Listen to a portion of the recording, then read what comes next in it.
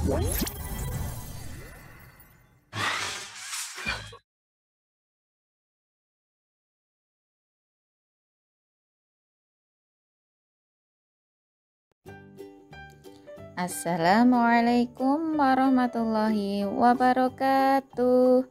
Selamat pagi anak-anak Al-Firdaus. Bagaimana kabar kalian hari ini?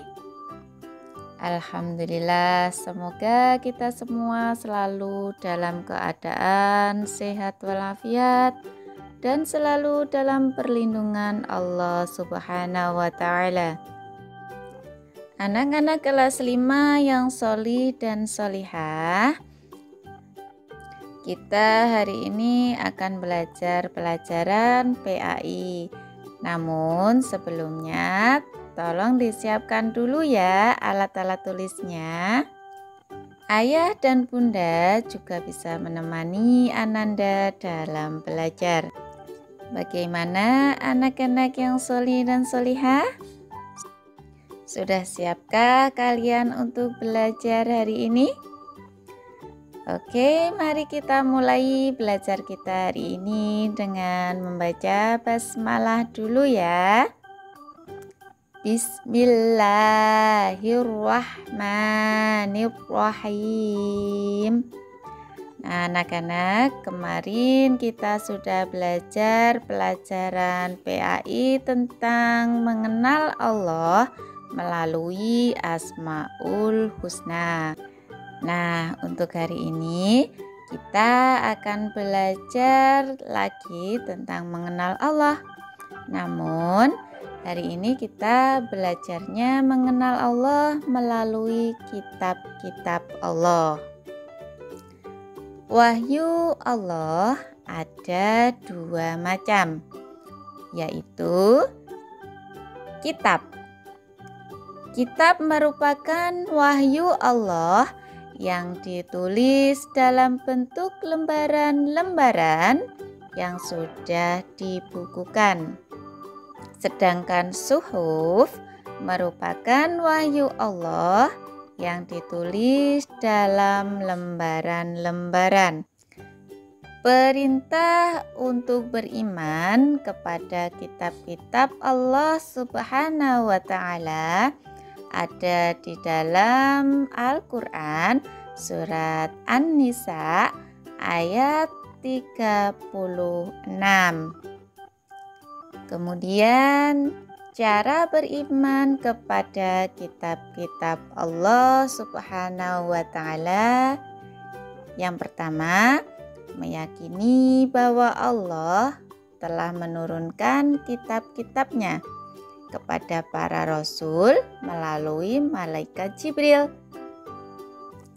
Yang kedua, tauhid, kitab-kitab tersebut dijadikan pedoman agar selamat dunia dan akhirat.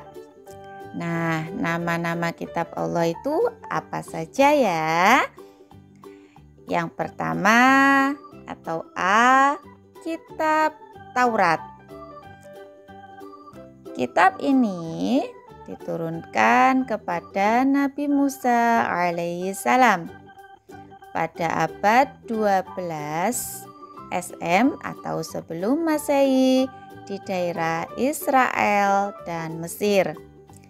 Kitab ini menggunakan bahasa Ibrani dan menjadi pedoman bagi kaum Bani Israel.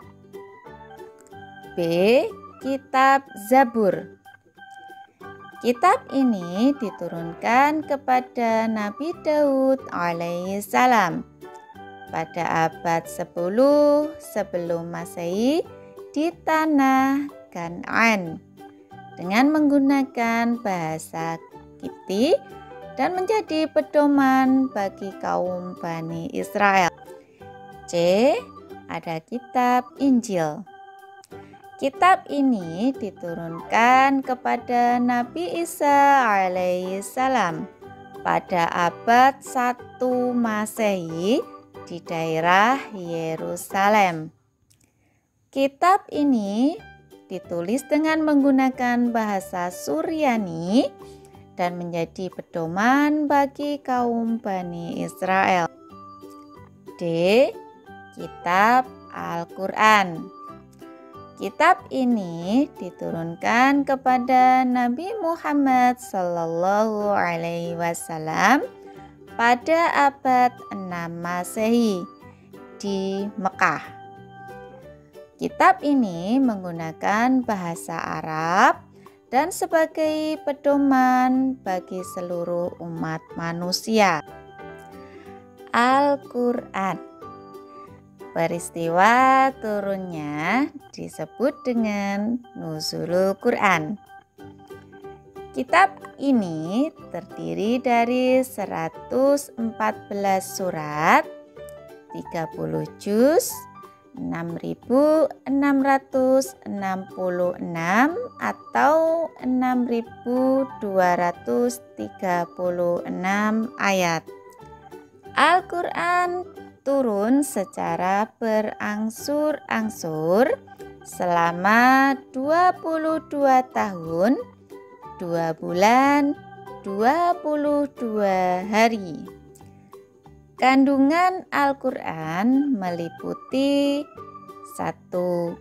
Akidah tentang keyakinan, kepercayaan, dan keimanan. 2. Ibadah tentang hubungan manusia dengan Allah Subhanahu wa Ta'ala. 3. Syariah, peraturan dan ajaran yang ditetapkan Allah. 4. Muamalah, tentang hubungan manusia dengan manusia. Tarikh, tentang kisah-kisah umat terdahulu. Anak-anak yang sholih dan sholihah, adakah dari kalian yang sudah mengetahui nama-nama lain dari Al-Quran? Iya, pintar sekali. Nah, nama-nama lain Al-Quran yaitu ada Alkitab. Alkitab artinya tulisan. Kemudian ada Al-Furqan, pembeda, An-Nur, cahaya, Al-Huda, petunjuk, Adz-Dzikr, peringatan, Asy-Syifa, obat. Kitab Allah membawa ajaran terpuji. Ajarannya yaitu yang pertama, ajaran terpuji kepada Sang Pencipta. 2. Ajaran terpuji kepada sesama manusia. 3. Ajaran terpuji kepada hewan dan tumbuhan. 4. Ajaran terpuji kepada diri sendiri. Nah, bagaimana anak-anak kelas 5 yang sholih dan sholihah? Sudah pahamkah kalian tentang materi belajar kita hari ini? Alhamdulillah. Nah, anak-anak, untuk memperdalam pemahaman kalian, tugas teacher hari ini yaitu LKS penunjang PAI, yaitu pada poin perbaikan halaman 26 A nomor 1 sampai 5 dan B nomor 1 sampai 5. Nah, anak-anak yang sholih dan sholihah, setelah kalian menyaksikan video pembelajaran hari ini, jangan lupa ya, tugasnya langsung dikerjakan. Kemudian upload hasil pekerjaan kalian di Google Drive pada folder kalian masing-masing. Nah, anak-anak yang sholih dan sholihah, jangan lupa selalu melaksanakan sholat 5 waktu ya. Rajin sholat, semangat dalam belajar, hormat dan patuh kepada kedua orang tua, dan selalu patuhi protokol kesehatan. Cuci tangan dengan sabun, keluar rumah menggunakan masker, jaga jarak 1 meter, dan jika tidak berkepentingan, lebih baik kalian di rumah saja.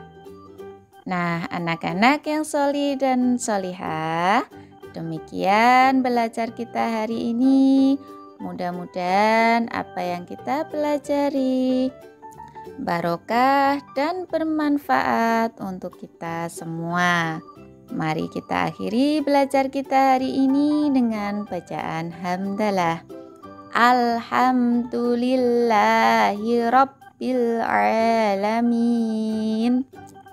Wassalamualaikum warahmatullahi wabarakatuh.